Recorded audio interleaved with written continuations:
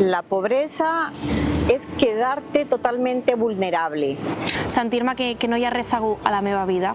El tener una falta continua de recursos. Una condició que pateix gran part de la població, una condició social i econòmica, que el que fa és privar a gran part de la població, malauradament, de poder satisfer les seves necessitats bàsiques.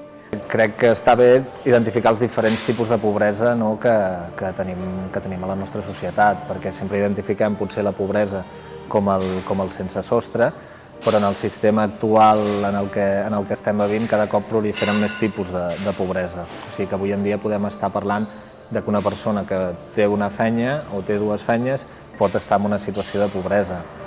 Ho veiem amb la pobresa energètica, quan et poden tallar la llum o l'aigua, o quan directament et poden desnonar de casa teva.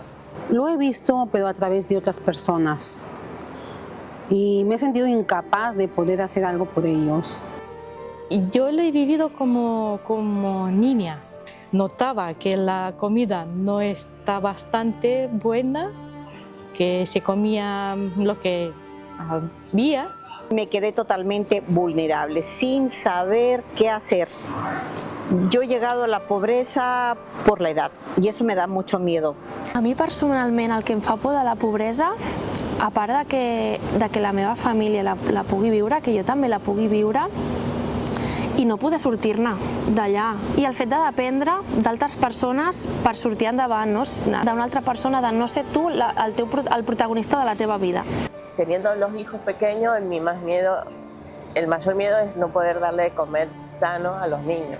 La meva major por és que arribem a normalitzar aquesta situació tan precària que vivim la major part de les persones. Por de la pobresa en si no t'ho sabria dir, però el que sí que em fa por és veure cap on estem anant.